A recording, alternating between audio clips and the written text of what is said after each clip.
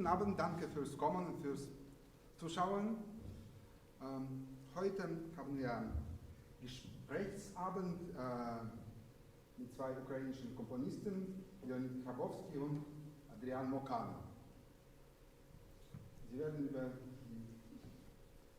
die Geschichte und Entwicklung der ukrainischen Musik, der neuen ukrainischen Musik erzählen. Viel Vergnügen.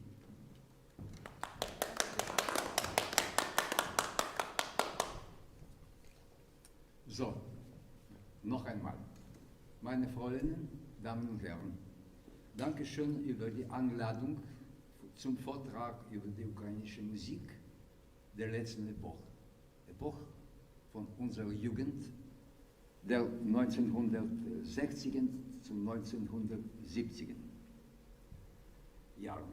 Aufgrund der Kürze meiner Rede ist es mir nicht möglich, alle Einzelheiten und historischen Umstände einzugehen. Ich werde jedoch versuchen, ein allgemeines Bild zu vermitteln, anhand dessen Sie sich für das Thema interessieren, eine Richtung für die weitere Informationssuche wählen können. Danach werde ich entsprechend dem Wunsch der Organisatoren unseres Treffens auf Englisch umsteigen.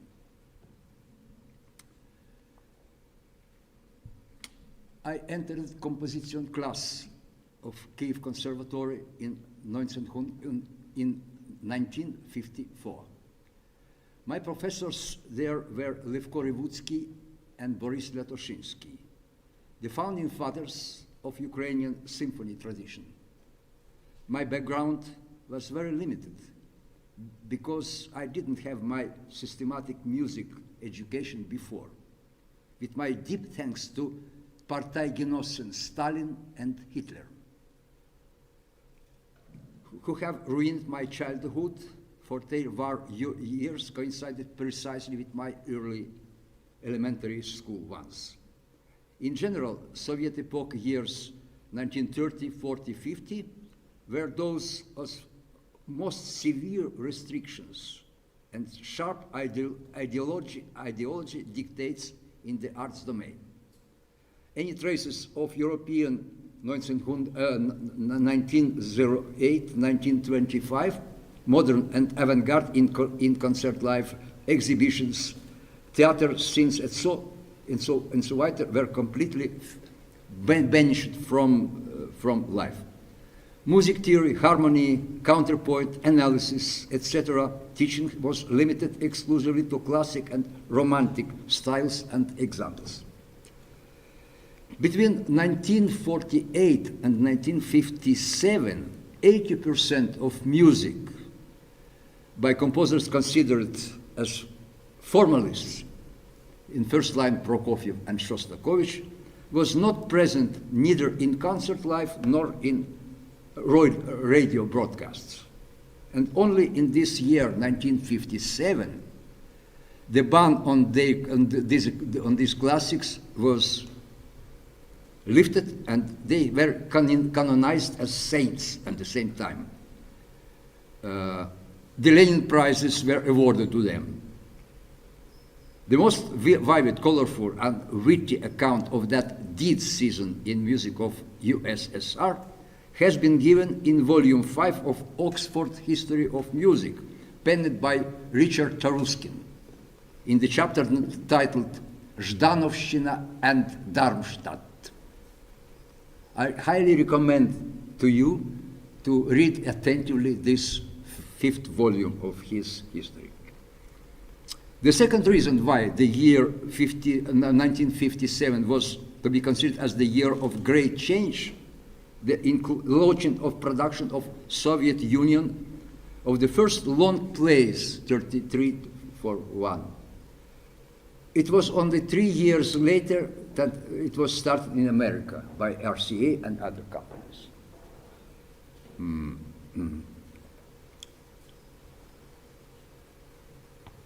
The gate was opened to the flow of recordings of symphonies, concerts, concertos, quartets, ballets, operas of pardoned formalists.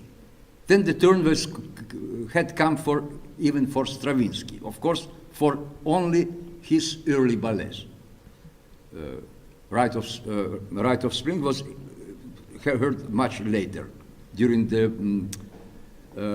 concert tour in Moscow, Leningrad, and Kiev of New York Philharmonic, led by Leonard Bernstein.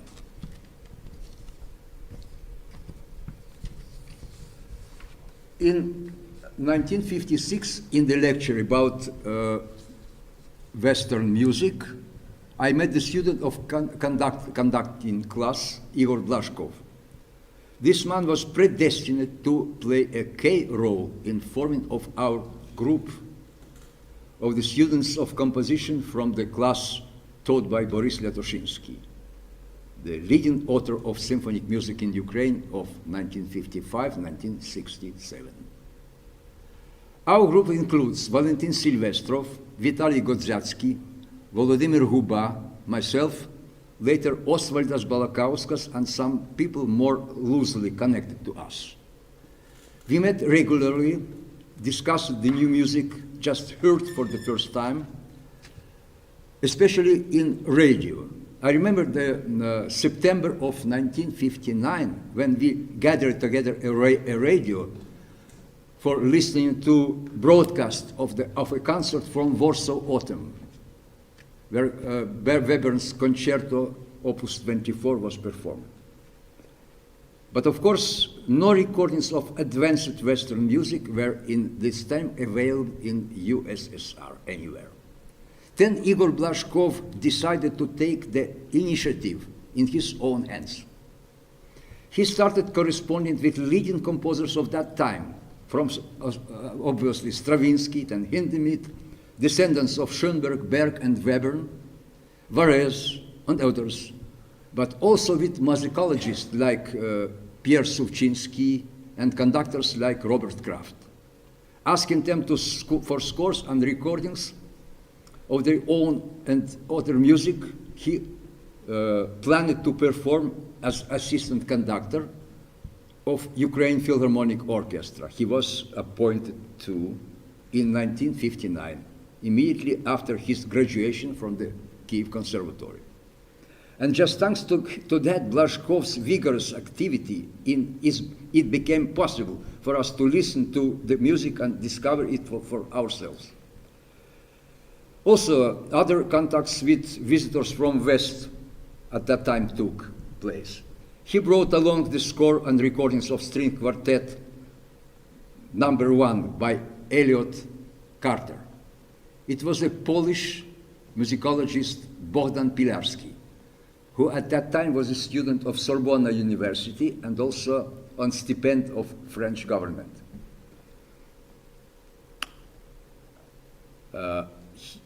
It made a profound impression on me, especially. Some of us had seen before no such an example of that modern music, enormously rich and elaborated in its own individual 12-tone techniques, concerning the pitch system, and extremely flexible in his polyrhythms and technique of rhythm modulation. One winter day, Igor Blashkov appeared on my doorstep with a triumphant look. He was holding in his hands two-volume tome Anleitung zur 12-Ton-Komposition, penned by Hans Jelinek. As I learned recently, this book was also main textbook Igor Stravinsky studied dodecaphony in his later years. I was excited. Finally, we can approach to this mysterious domain that was at that time the very synonym of advanced music making. So I momentarily put aside any things, and in 2 weeks made my very rough, at the time, translation of this 2-volume book. At that time, I was only one among all us Ukrainians with German, because it was my first foreign language that I had to learn in my youth.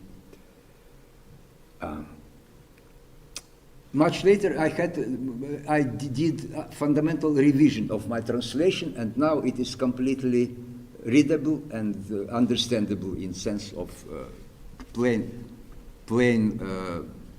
I translated into Russian, in plain Russian, adequate Russian term, and also I reviewed and edited my adequate translation of German terminology used by Hans Jelinek in his book. From that time on, Silvestrov and Godzatsky began studying Jelinek in absolutely furious speed and vitality. Valentin Silvestrov had written his first valuable 12-tone music, 5 pieces. Soon thereafter, we were excited by his charming trio for flute, trumpet, and celesta.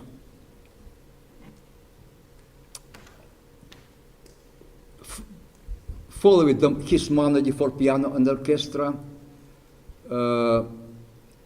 Mystery for alto flute and 6 percussionists, Elegy and Music of Silver Tones for piano, Symphony No. 2 for strings, piano, and percussion, and finally, in 1967, Escatophony for orchestra, later renamed, and as his Symphony No. 3. That was commissioned from him by Serge Kusevitsky Foundation. But the top Silvestrov composition of this period is, in common opinion, his drama for piano, violin, and cello. It includes 2 sonatas and trio, written in 1970. Vitaly Godzatsky had written several piano works in 12-tone system. The most advanced of them and popular of them is his popular piece, Raptures of Flatnesses. In the same time, Godzatsky succumbed to the magic of Edgar Varèse, sound world. Blazhkov had conducted several Varèse pieces too, especially his ionization, and experimented with tape recording of sounds he produced with household utensils. One of such improvisatories heard the name Emancipated Suitcase, La Valise Émancipée in French. But also he had heard the percussive sound made from different sides, angles, borders, and corners of a suitcase. One might think, why the one isolated city of Kiev became a center, a nest for new music Ukrainian young chicks. For the few pictures, I have to add that in Lemberg, Lviv, one else composer was used and turned to 12-tone technique at that time. It was Andrei Nikodemovich, that lived between 1925 and 2017. He was a Lviv native who lived there until 1979 and was forced to immigrate to Poland because of his Catholic religion beliefs and the practice that cost him his teaching position in the piano and composition classes. As for me, I went significantly different way.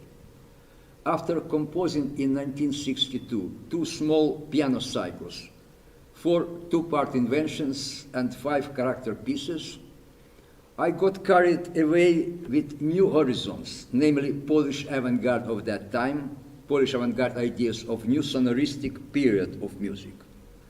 So I turned to space notation, limited aleatory and of rhythm, usage of small motifs of different provenience, both diatonic and chromatic, and their free sequencing. 5 works were composed in 1964.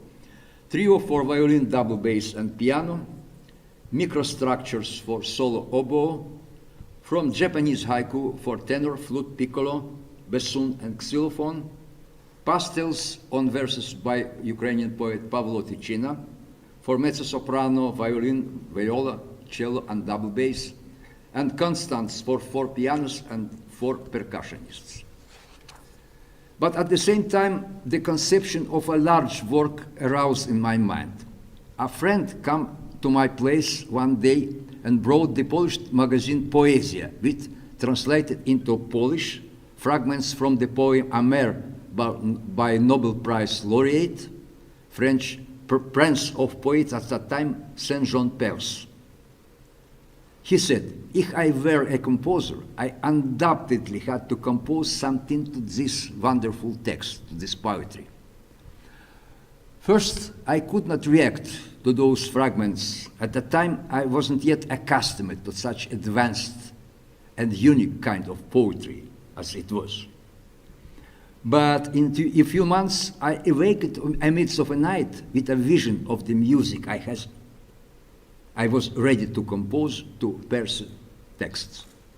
So the idea of the melodrama La Mer was born, and between 1964 and 1970, it was composed for a narrator, mixed choir, and large symphony orchestra, including 2 pianos, 2 harps, and organ.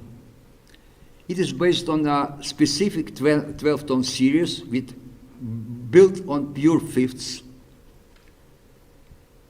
and its modification and transformations. One of them, the selection of each fifth pitch, comprised the chromatic scale as one of the legal base for future clusters. The first performance of La Mer took place at the Gaudeamus Festival in Holland in 1971. But still before finishing La Mer, somewhere in 1967, I began to feel that the pure sonority and techniques of patches, clusters, points, and small motifs groups isn't sufficient for the task of building expanded instrumental form. Color only, without tracery, line, figure, it was not able to provide the means for that. What to do now? I asked myself.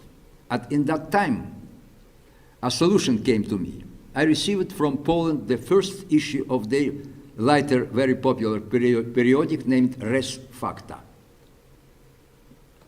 It contained different articles pertaining to modern art and its means. Among them was a translation of Messiaen's Technique de mon langage musical, an article of random numbers usage in commercial design, and an article of Xenakis where he described his mathematical approach to forming his sieves. Of course, I could not fully understand all detail, having no mathematical background, but the very idea of diatonic modes instead of total chromaticism, the 12-tone idea captivated me. The acquaintance with the opening A major minor mode of Stockhausen mantra strengthened my persuasion, and I decided that my own system of composition to be formed on the vast repertory of different diatonic rows. At the beginning, I started to write down all possible different tunings of a harp for the glissandi in La Mer, and after eliminating those with enharmonic doublings like Fis and Ges, F sharp and G flat, I obtained just 365 different 7-tone scales. Then I combined them in chains covering the whole keyboard span. The result was 104 chains of that kind, ascending and descending.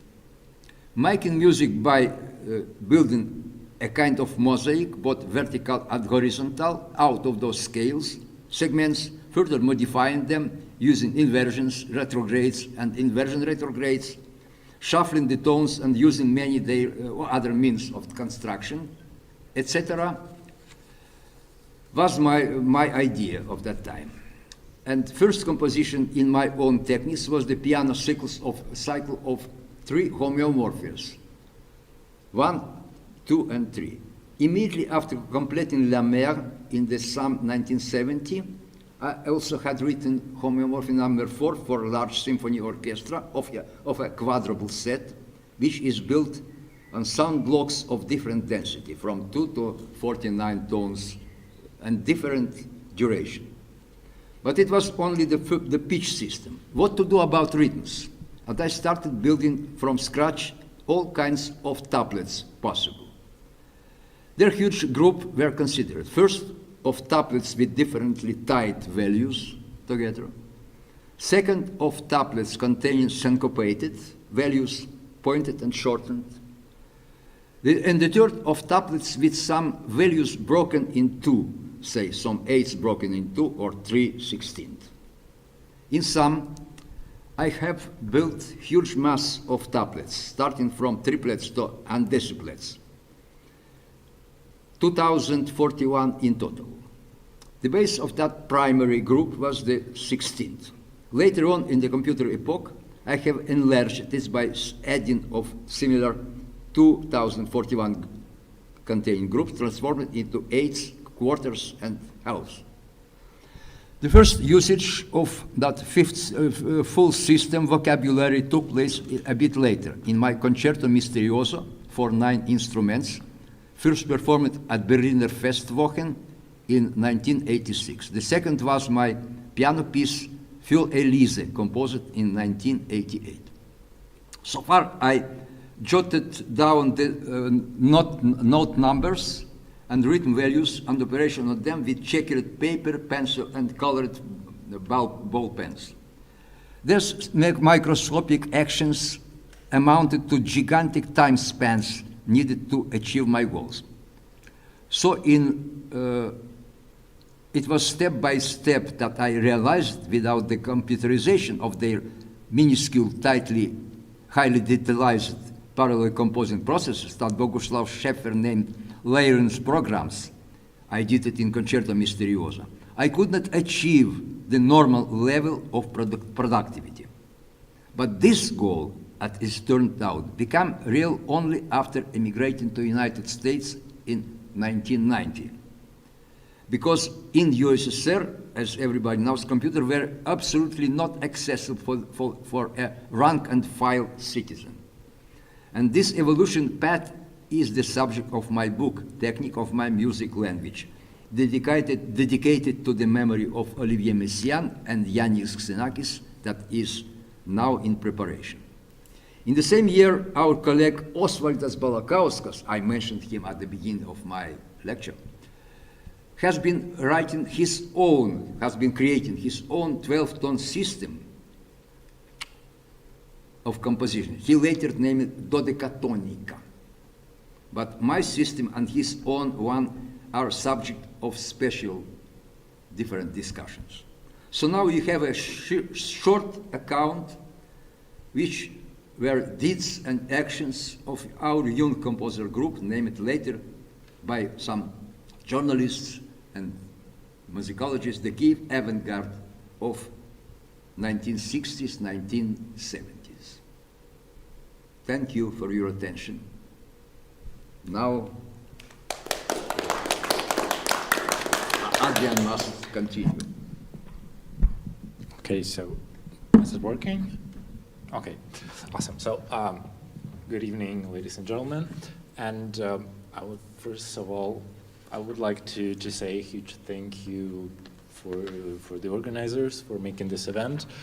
And also, you know, it's actually a big honor for me to be here alongside Mr. Leonid Hrabovsky. I'm actually a little bit perplexed, maybe, but I think I'm going to handle it in a way.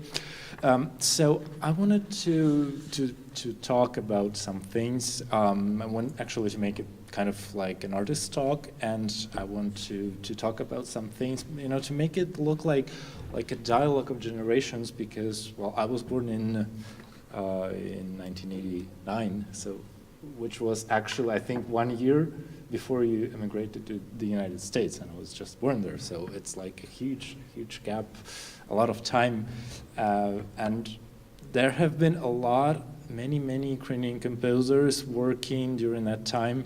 So even this, like generation that I belong to, there have been at least 2 generations before that, before the Kiev avant-garde, that, the time that separates the generation that I belong to and the even younger composers, that even one of them is here alongside us.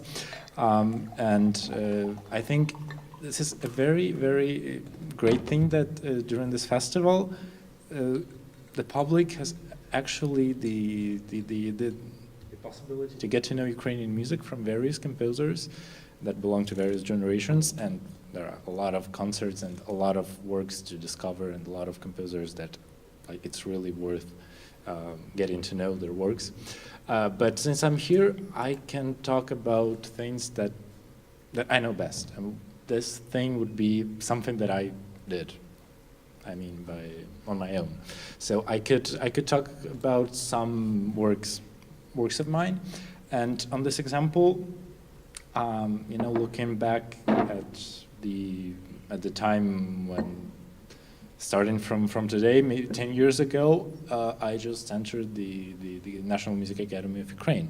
So 10 years ago, I was a first-year student, and after that time, certain amount of time has passed, and I'm looking back at this time, and I think it's very useful to do it. Look at the things that you do to realize what is actually your mission as an artist, what are the things that you have to say as a composer. And I think another important aspect that I would like to try to discuss during this retrospective is how the events of the past year, how the war has actually changed the composers from Ukraine who are writing music. And what can we do with our music and with our art to influence this situation in a way? And I think that would be the last question that I will get back to at the end of my speech. So getting back, like I said, it's been 10 years, right? So now it's 2023. And if we go back to 2013, I think it would be just important to try to look at the things that I was trying to do. And it's actually interesting that you have mentioned that you have a set of haiku, right? So when I was a first-year student, I also write a collection of haiku. It was called 5 Haiku for Piano. And I have here, I think it would be better if we could listen to music and even watch some video recordings. So there is actually, so this is a piece back from 2013, and I think even I could make a short preview of the score just to get the idea of, okay, how do I make it big like this? I'm just going to, nope, sorry, I'm a Mac person and Windows is something that I almost don't remember how to use. Okay. Yeah. Just, can you see something? So this is actually the piece for piano that I was trying to, so there was a collection of, no, it doesn't want to. Okay. So very quickly, so this is the type of notation that I was trying to work with. So actually, free notation, improvisation, like this. Actually, improvisation is something that I want, that interests me a lot in my work, the theme of the freedom of performance.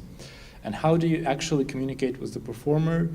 How do you communicate your ideas without being strict, without telling that this is the only way to do it? So actually you give some possibilities to the performer.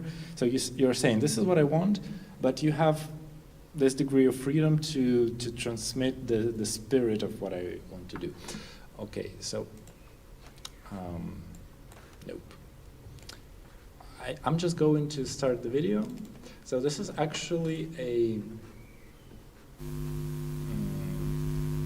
performance by an amazing Spanish pianist, Ricardo Descalzo, who played this piece. And I'm just going to start it, maybe.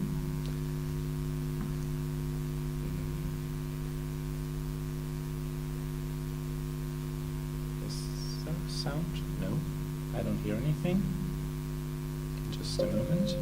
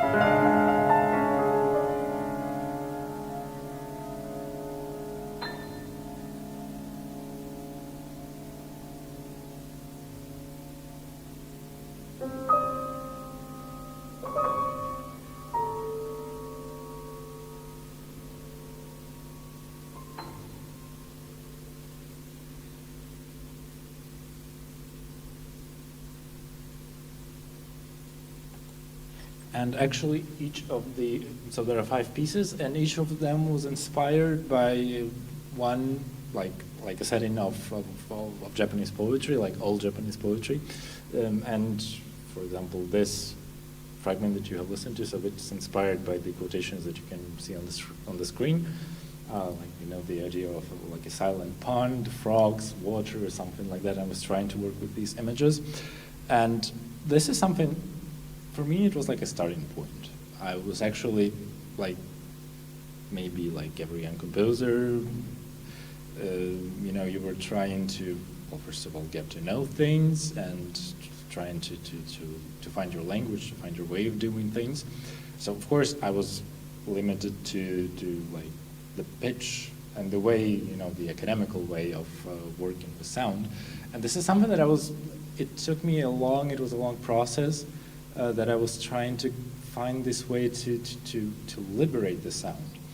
And in this context, since I have shown you a piece for piano, I will show you another piece for piano, which was written sometime later, I think in 2018. And this piece, actually, it was also a collaboration with the same pianist, with Ricardo, but it's completely different. I'm going to show you maybe a fragment of the score. So the piece is called Ecos en una cuerda. In Spanish, it's like echoes on one string, on a string. And the idea that I was trying to, what's happening? Nope. I don't really know how to move the image. It doesn't want to, okay. I'll try to do it the other way, because it would be really interesting to look at how it looks. So what's the idea behind this piece? I don't know, like a technical problem, I'm sorry. The idea behind this piece is actually to see piano as a string instrument. Well, technically it is a string instrument. So I was trying to think what happens if we actually play on the string as if it was a string instrument, with a bow. You cannot do it with an actual bow like you do on a violin or on cello, but you can do it with bow hair that you detach from the bow. You lace it beneath the strings, and some interesting things will happen. So, and this mainly comes from improvisation, that I was trying to do it by myself, and I was trying to, to work with notation. I don't know how to move this PDF because it's stuck on the cover page. Maybe just I want to, there is the problem is this thing that I have to sign in, I think. if I don't, it's not going to let me show the rest of the.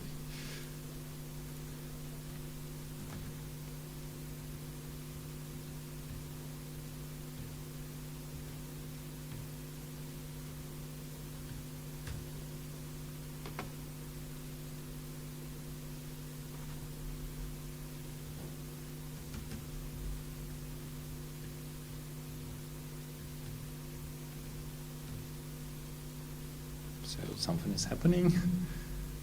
Let's see if it works. Oh, now it works. Oh, no. Yes, finally, yeah. So what is happening in this piece actually? Just, so these are the performance notes, like I was describing what to do with this piece, how to actually play it. So this is how it looks. This is the score that transmits the idea of the freedom of performance. So it's actually completely free from traditional way of notating things.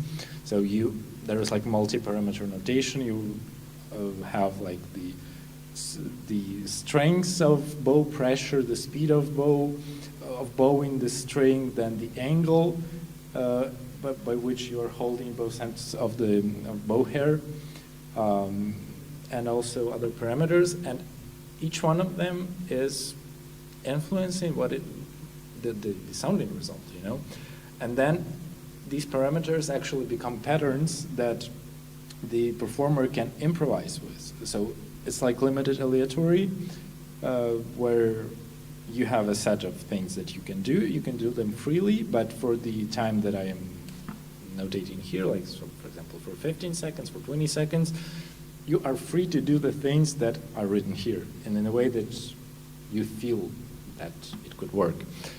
And this is, so I think I'm just going to play the recording to get some idea of how it sounds, and I'll leave the score on the screen.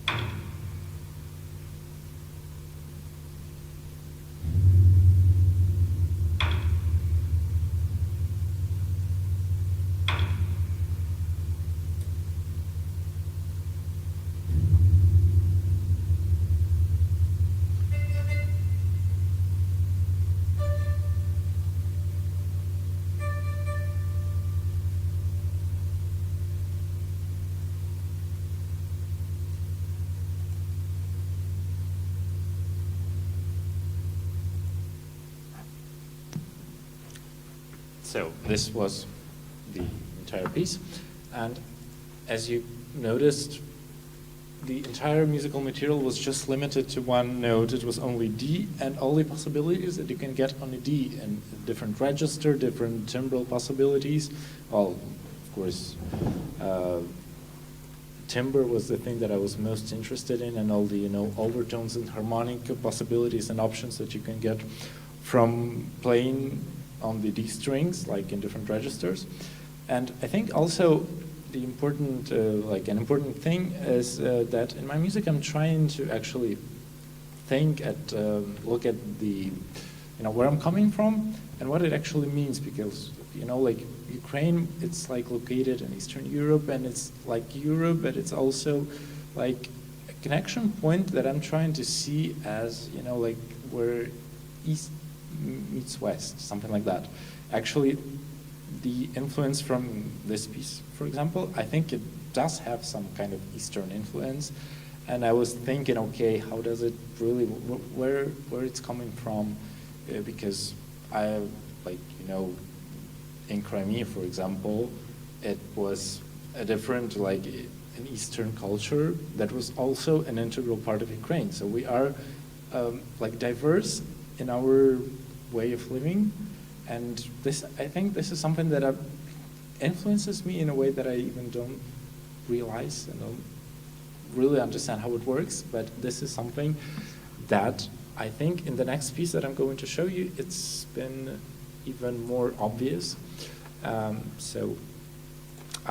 piece that I want to show you, and there's actually a video recording from this piece, it's really connected to the theme of identity. This piece, it was a collaboration with Ensemble Recherche, a project that started in 2021, and it was like a residency, like a virtual residency, which was called Postcolonial Research. The theme was to invite 10 composers from around the world who are coming from post-colonial countries to make them reflect on the theme of colonialism and the consequences of colonialism. And since this project was going on for 1 year, it started in November 2021, and it was continuing in 2022. And in the moment when the full-scale invasion of Ukraine started, so I was actually in the process of starting this piece, and my perception of everything literally changed completely. And I understood, okay, so this is the opportunity for me to ask this question, not only what I can say as a composer, but more like to ask the question of how this the consequences of colonialism have influenced our identity. And this title, so the title actually Le Jour de Feu. In French, it means the fire horses. So the story behind this piece is actually very interesting, because this is the title under which a very famous novel by Ukrainian composer Mikhailo Kostyubinsky, the original title of which was The Shadows of Forgotten Ancestors. So when it was first published in France, it had the title that I used as the title of my piece. So this was my way of, stating that Ukrainian culture is also part of European culture, and it belongs to the European context, although it has its special way of being. And if you know this novel, The Shadows of Forgotten Ancestors is a novel that works with the theme of folklore and mythology in a very interesting way. So I was trying to think about it in this piece, and also I was so fascinated by this combination, like the horses of fire. I think it has something, way of resistance, a way of energy, that I think also meant something for me in the context of the war. And so this piece is actually, so it's written for 6 instruments, and here I'm trying to, to connect classical traditional notation with the elements that I was discovering in the previous piece that I showed you. So I'm also working with aleatory and limited improvisation here, but there are like sections where it shifts from, from strict notation to free notation. And this is how it looks like, so it's actually quite complicated for the ensemble to play completely aleatory pieces, even without a conductor. But since it was Ensemble Recherche, they managed it. So I think I'm just going to play the video recording from this piece, and it's going to be quite interesting.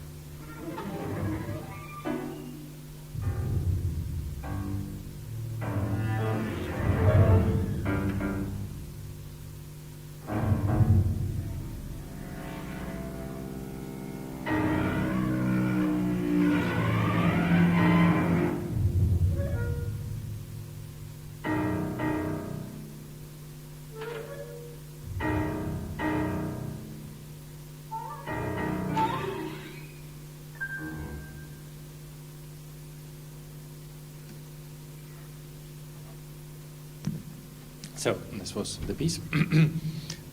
So as I mentioned, it was really important for me to find a way of looking at folklore, but in my own way. There has been a very important, neo folklore movement in Ukrainian music, starting from the 60s, and it has always been part of our identity. But I wanted to actually, find my own way of doing it. So I know this is like part of what we are, but how you deal with it, this actually depends on you. So I was trying to combine this with, with improvisation, with timbre, experiments, and also to think about, how through music we can express our feeling of what we actually are. And of course, as I mentioned, the war has influenced many Ukrainian composers, and it keeps having huge impact on what we do. So actually, every piece that I have written since February 24th, 2022, I think it's important for me to reflect, to make the audience think about what is going on, and to give my vision of, well, how to say it. I'm a little bit confused. So actually, the piece that I'm working on right now is a piece where I'm trying to address to the theme of bombings of the Ukrainian capital and the electricity cutoffs, and to do it through the theme of darkness, like explorations of darkness, which is like metaphorical darkness, and also like actual darkness that is happening, and hopefully this piece is going to be performed, and more people will get to hear it and will feel this impact, and will think about the harmful things that are going on, and maybe if there is a way that they can stop them. Then I think this is what every artist should be doing right now, in the best way possible. And this is the message that it is important for me right now to transmit. And also, everyone is doing what they can, and actually the festival that is happening right now is also a huge act of support and a huge way of getting, of sharing the music of Ukrainian composers, and using this opportunity. So on Friday there is going to be a concert by Musikfabrik here at this space, at this concert space, with vocal works by Leonid Hrabovsky and some of my works, and also works by Ukrainian composer Maxim Kolomiyets. And I invite everyone to join this concert. I think this is going to be interesting, and also to attend the other concerts of the festival. So I think this is where I should finish. And if there are any questions that anyone would like to ask. Yeah. And thank you everyone for joining us today. It's been a pleasure.